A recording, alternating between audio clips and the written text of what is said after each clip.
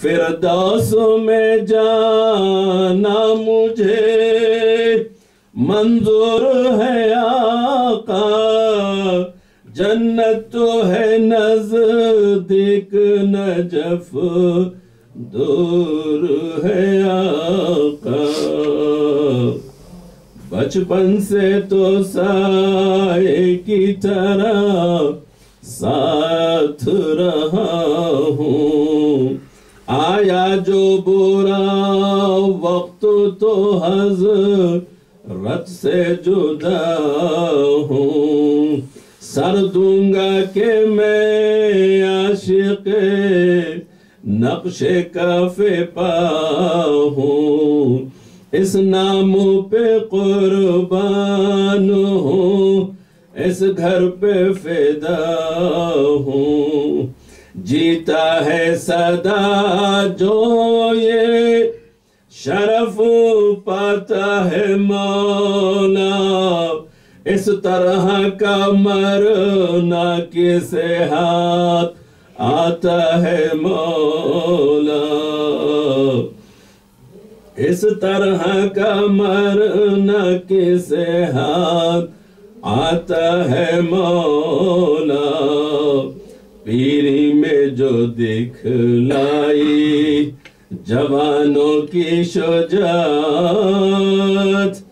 تھرانے لگے عضو بدن گھٹ گئی طاقت، دم چڑھ گیا گرمی سے ہوئی پیاس کی شدت، دل سے کہا اب عالم فانی سے ہے رخصت، نے لشکر اعداء کو نہ شمشیر کو دیکھا، کس یاس سے مڑ کر رخ شبیر کو دیکھا، پھر نہ تھا کہ بس پڑنے لگے تیروں کی بوچھار، دیکھا جو ادھر پشت پہ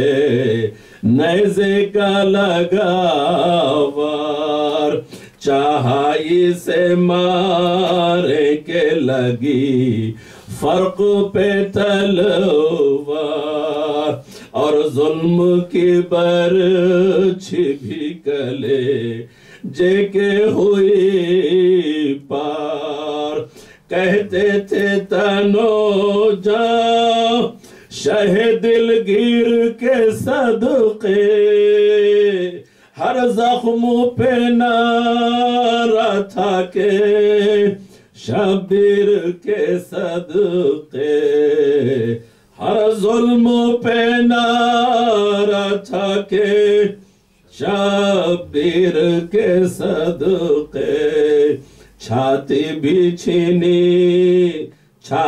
بھی چھنی تیروں سے اور فرق دو پارا، رگ رگ جو کٹی پھر نہ رہا ضبط کا یارا، شیرازۂ اجزائے بدن کھل گیا سارا، گرتے ہوئے گھوڑے سے یہ آقا کو پکارا، آپ کا آنا میری بخشش کی سند ہے، اے شیر الہی کے پسر وقت مدد ہے، اے شیر الہی کے پسر وقت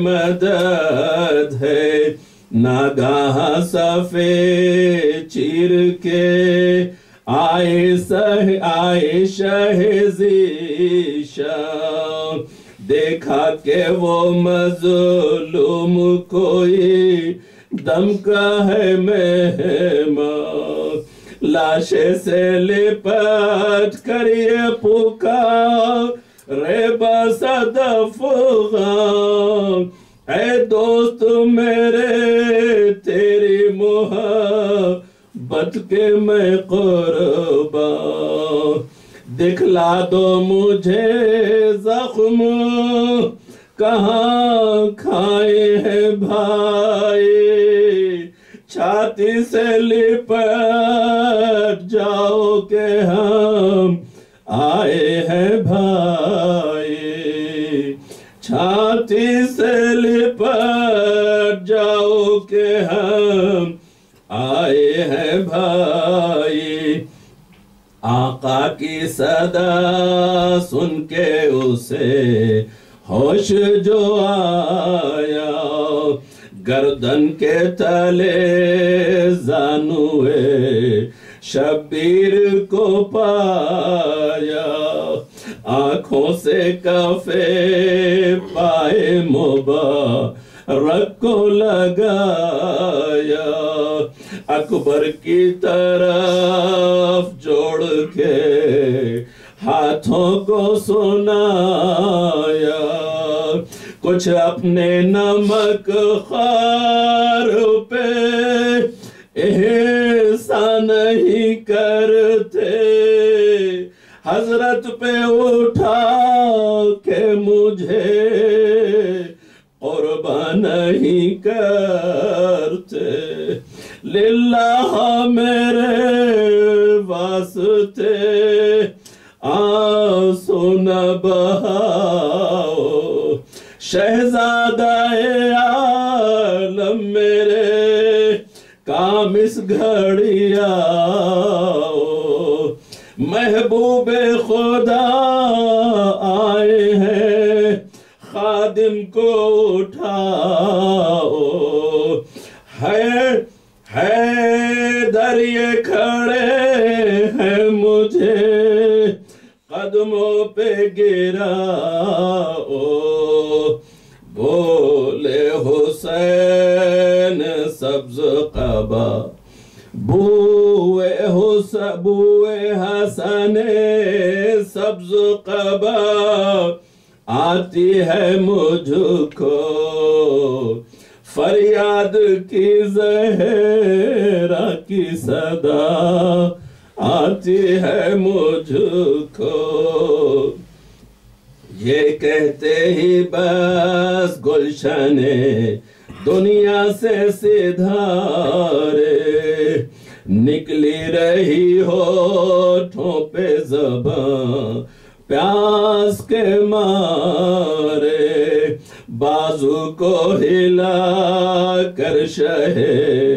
مظلوم پکارے چھوڑا ہمیں یار وفا دار ہمارے ہم رہ گئے تم ہم سے دغا کر گئے بھائی صدقے ابھی ہوتے تھے ابھی مر گئے بھائی پھر لاش در خیمہ پہ لائے شہ عالم سر پیٹ کے فرمایا کہ اے زینب پرغم میدان میں حبیب ابن مظاہر ہوئے بیدم ماتم کرو بے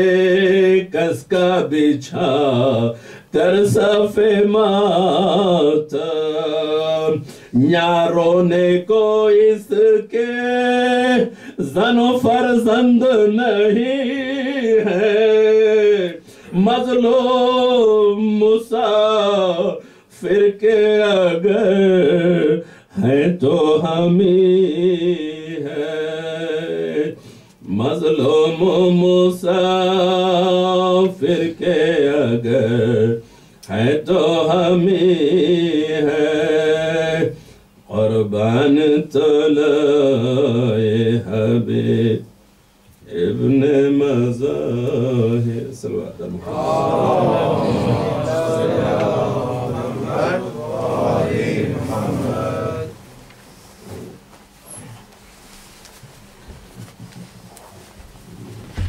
بارہ دیگر صلوات اللہم صلی علی محمد وآل محمد.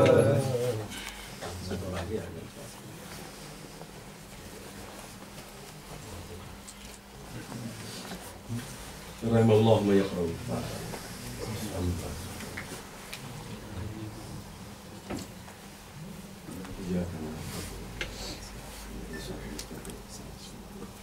اللہم صلی علی محمد وآل محمد.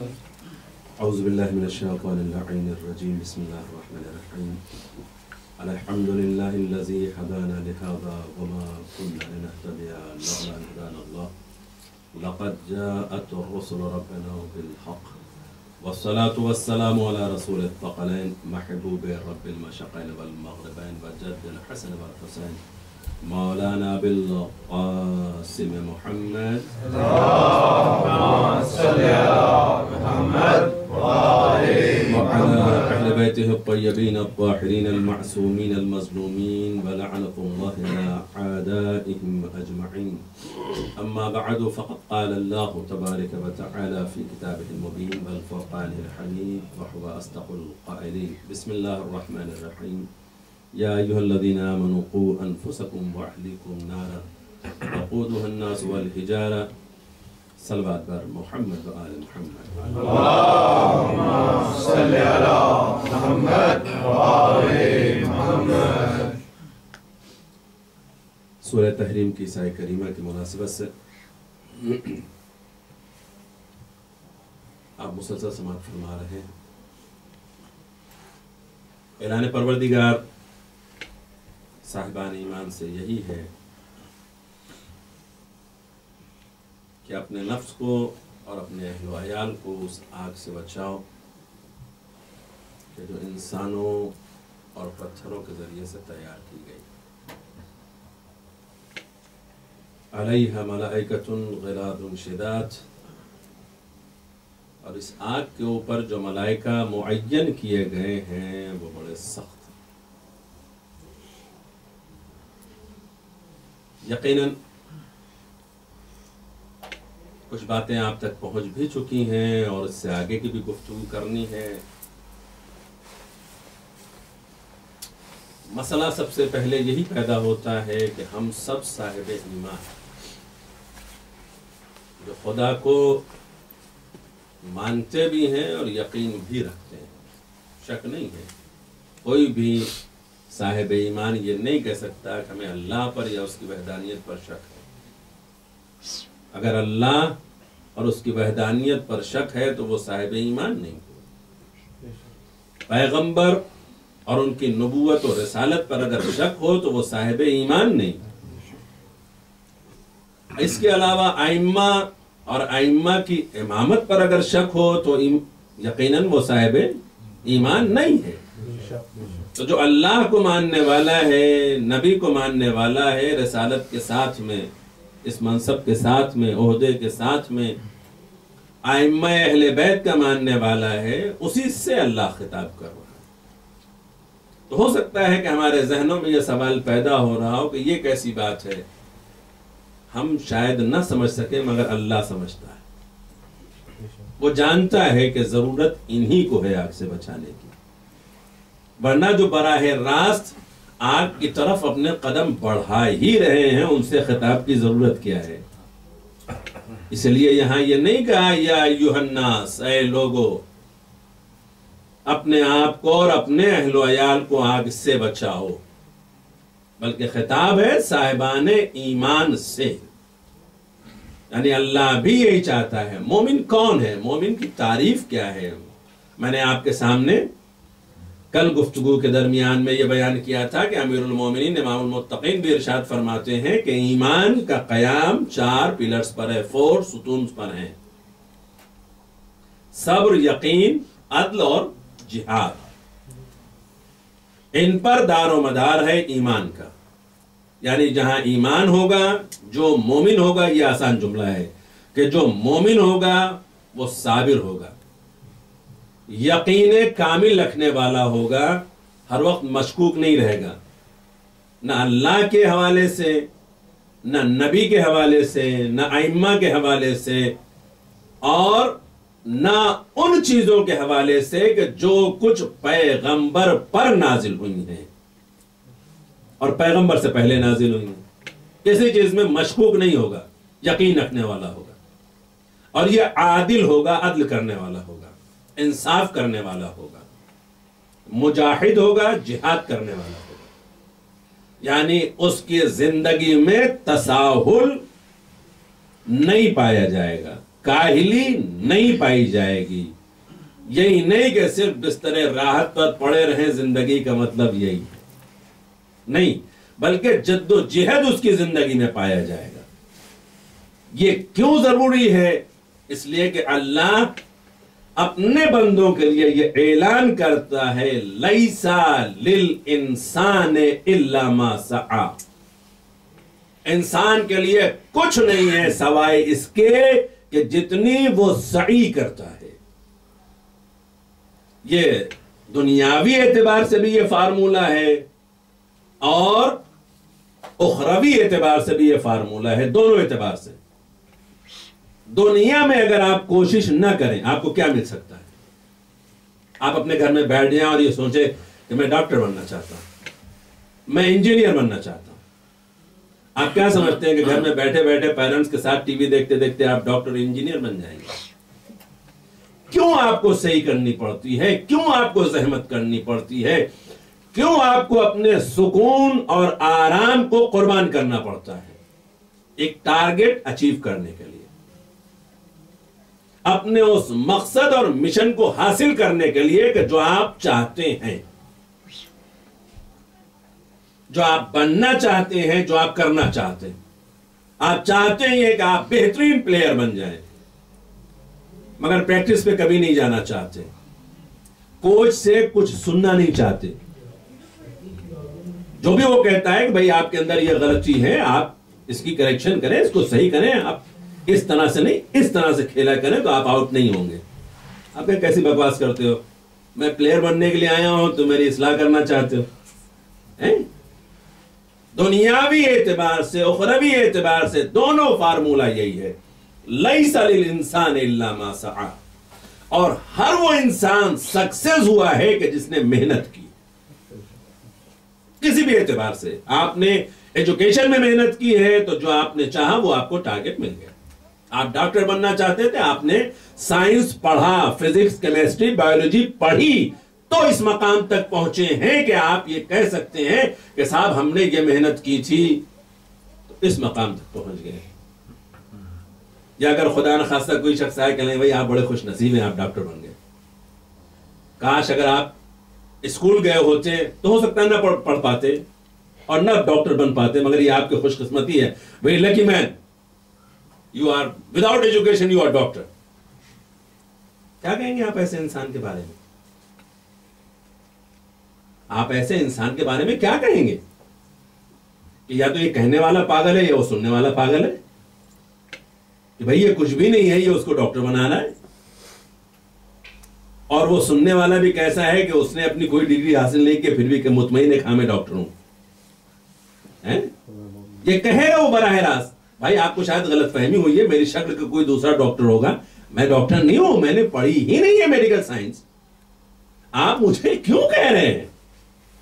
یہ انسان فوراً جواب دے گا اگر کسی کو غلط فہمی ہو بھی جائے تو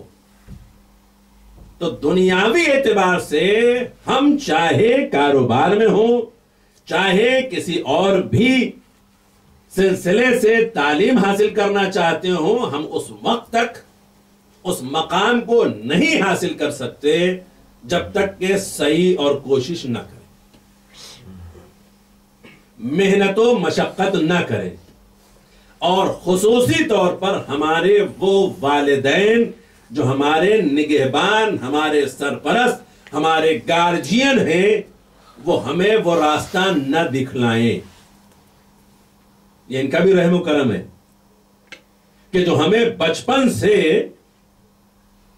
بستر راحت سے اٹھا کر کے محبت کے باوجود بھی کہتے ہیں بیٹا اسکول کے ٹائم ہو گیا چلو۔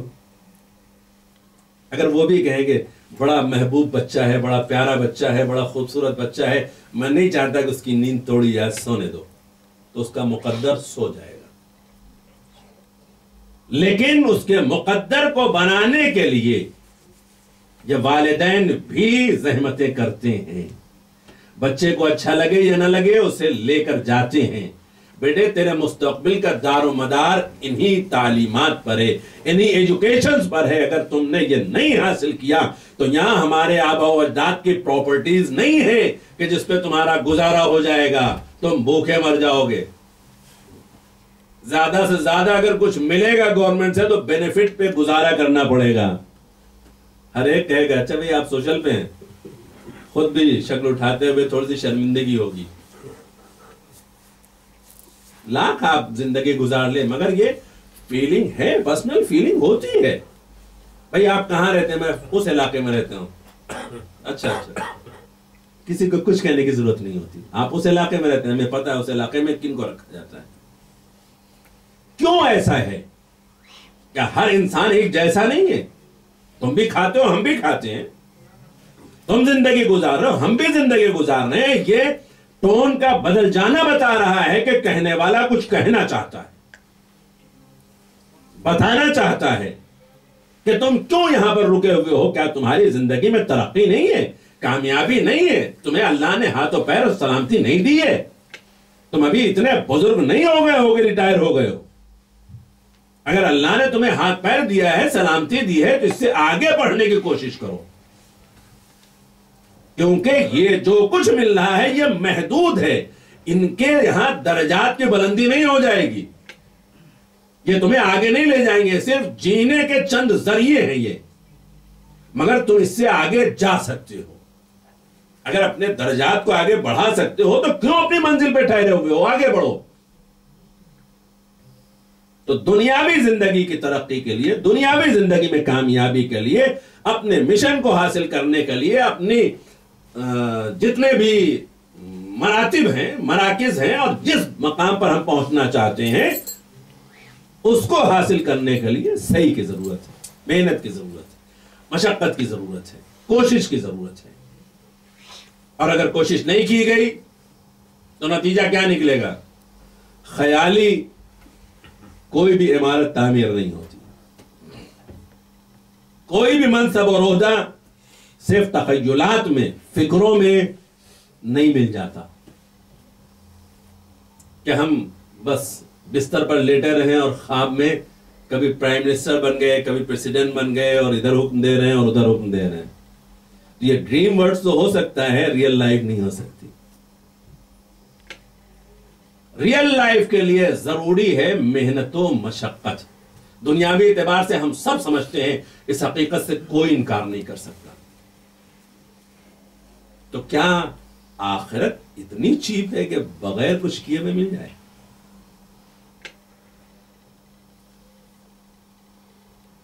کیا وہ نعمتیں جن کا تذکرہ اللہ نے کیا ہے اس کے لیے کسی محنت و مشقت کی ضرورت نہیں ہے؟ یا جو لوگ محنت و مشقت کرتے ہیں وہ بھی وہی ہوں گے، ہم بھی وہی ہوں گے جو کچھ نہیں کرتے؟ کیا یہی عدل الہی ہوگا؟ کیا یہی اللہ کا جس ہوگا کہ بھئی آپ بھی صرف آپ کہتے رہے کہ ہم پیغمبر سے محبت کرتے تھے اور تجھ سے محبت کرتے تھے، ائمہ سے محبت کرتے تھے، ایک ہم کہہ کر کے اس مقام کو حاصل کر لیں، ایک وہ جو تھے جنہوں نے کیا محبت، تو محبت کرنے کے نتیجے میں کیا کچھ زحمتیں انہوں نے برداشت کی۔ اب صرف ایک محبت کی مثال، جنگ خندق کا وقت آیا،